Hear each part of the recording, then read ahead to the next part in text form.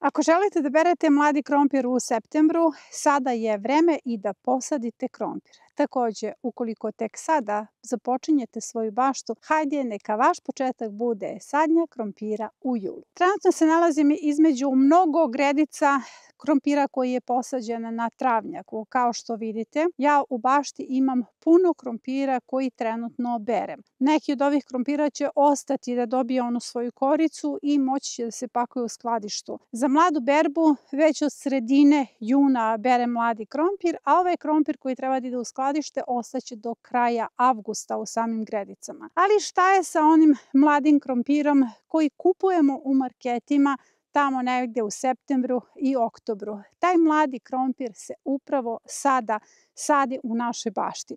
Pa vas sve pozivam da pogledate ovu epizodu do kraja i da vidite gde ću i na koji način da posadim mladi krompir, jer imamo jedan tehnički problem.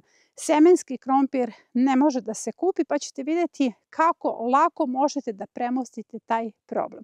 Dakle, sada je važno da posadite krompir kako biste imali mladi krompir u septembru i oktobru. On je tada jako skup u marketima i vrlo toksičan. Vi ćete imati jedan biološki proizvod koji možete sa zadovoljstvom da ponudite svojoj porodici. Kada sam počela se bavim baštovanstvom i ja sam mislila da samo onaj stari zreli krompir može da se posadi, jer sam samo takav krompir tada i sadila. Ali meni ta rešenja nisu bila dovoljna i uvek sam se pitala odakle u marketima mladi krompir, odakle dolazi taj mladi krompir u septembru i oktobru. Htela sam da ga imam u svojoj bašti. Tako da sam testirala sve načine sadnje krompira, pa i sadnju krompira iz mladog krompira. Mladi krompir koji sam izvukla iz svojih gredica, posadila sam upravo u julu mesecu i dobila sam u septembru i oktobru predivan mladi krompir. O tome sam baš pisala u prošlom nedeljniku. Taj mladi krompir je posebno ukusan, nekako je puterast, ima nežnu strukturu.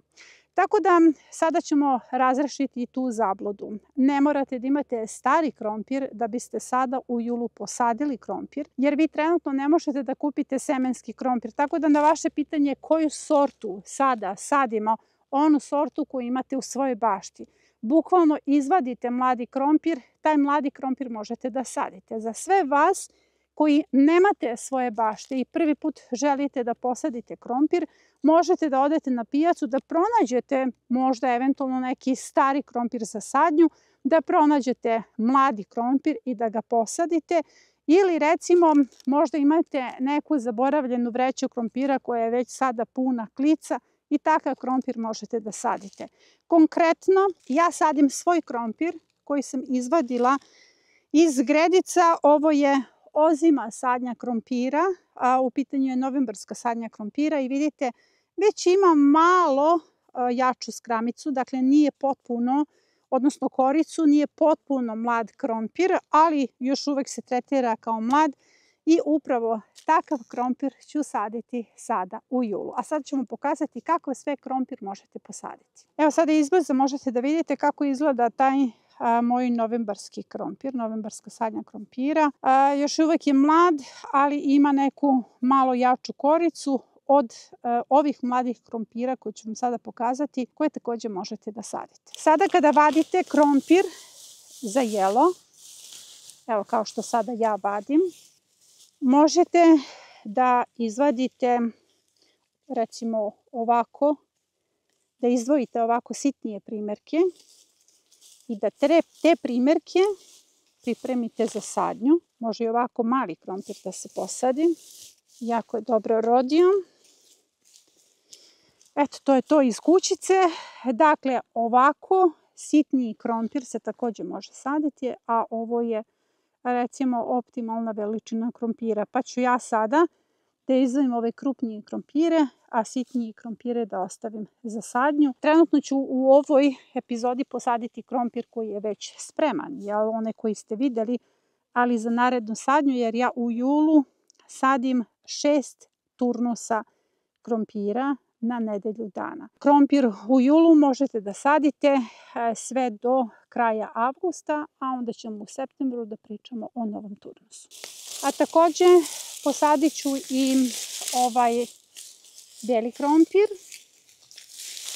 jer najvažnija stvar da posadite više sorti krompira, sve one koje imate trenutno u bašti. Ovo je voluharica grickala. Eto, samo jedan krompir je zasad iz ove kućice. Sad ćemo vidjeti koliko ima u kućici. Inače, krompir na travnjaku je u permamodelima najjednostavniji način uzgoja krompira. Evo ga još.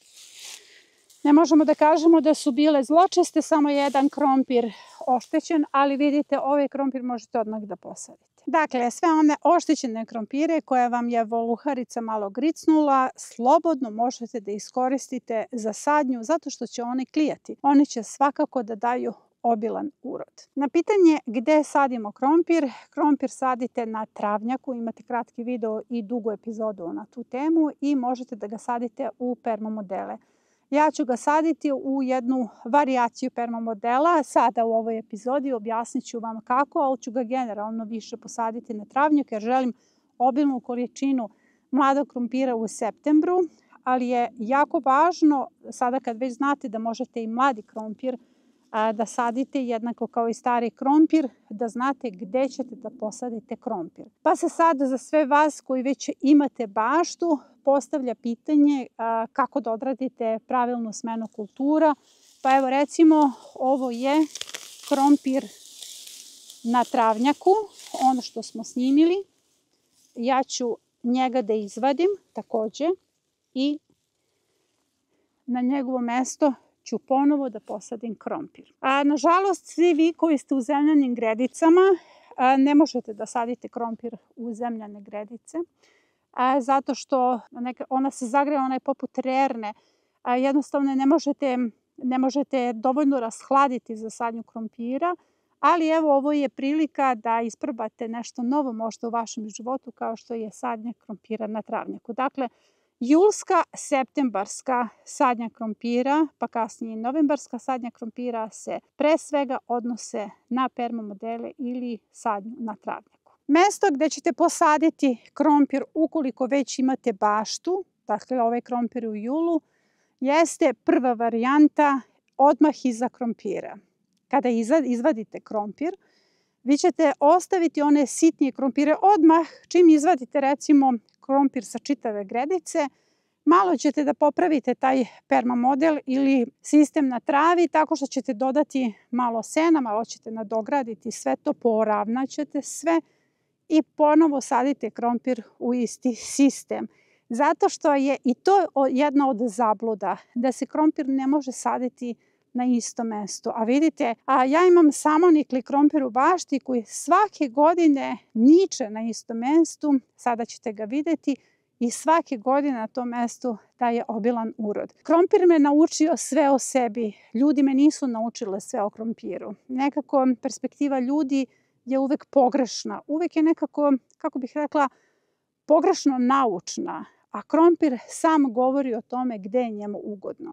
Tako da, recimo, sad zamislite da sam ja ovdje izvadila krompir, ja imam jako mnogo krompira i nigde nisam izvadila potpuno krompir. Možete samo da poravnate i tu ostavite one sitnije krompire koje ste vadili, kao što ste vidjeli malo pre. Znači, ja ću odmah sitniji krompir samo da rasporedim, zatvorim sistem i ja sam svoj krompir posadila. Vidite, ovaj krompir me naučio sve o krompirima, sve ono što nisam naučila iz knjiga ili od ljudi na osnovu njihovog iskustva, jer nekako ljudi u tim svojim iskustvima uvek ugrađuju neku količinu straha, kao što izgubit ću kompletan urod. To je meni legitimno, ja to razumem. Ali vidite, ovaj krompir, njega su već i zlatice jele, ništa ja nisam oko njega posebno radila, osim što kada je nikao krompir, ja sam nadogradila senom i vidite on oko sebe ima pirivinu travu, to njemu ne smeta. On svake godine unazad 7 godina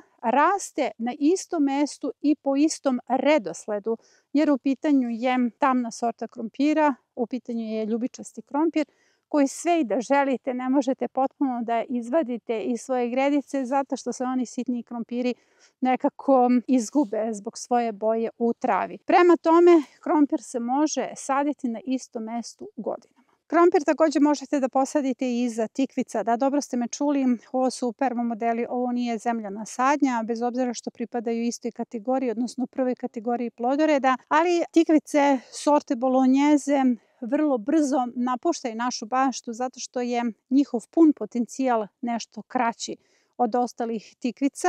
Tako da će recimo ove moje tikvice, bolonjeze, za nekih 20 dana da napuste baštu. Dale su svoj maksimum, svaka je dala po 15 plodova i na njihovo mesto ću ponovo posaditi nešto. Prvu kategoriju plodoreda, u pitanju je krompir. Krompir možete da posadite i iza mahunarki, to je treća kategorija plodoreda iza koje ide prva kategorija plodoreda, ali kao što sam rekla u prvom modelima, prosto možete da se oslobodite tih kategorija plodoreda, samo je bitno da na jednoj gredici smenjujete kategorije plodoreda, tako da ovdje recimo imam paradajz, paprike, celer, krompir je sa ove strane i ovdje su 3 reda niske boranije i kada oberem nisku boraniju i kada sve to oborim, iza toga mogu da posadim krompir. Ono gde ja danas sadim krompir jeste sadnja iza belog luka. Beli luk pripada drugoj kategoriji plodoreda, to vam spominjem samo zato što želim da vas učim kategorije plodoreda, ali u ovoj priči je to potpuno nebitno zato što sam ja kompletan sistem nadogradila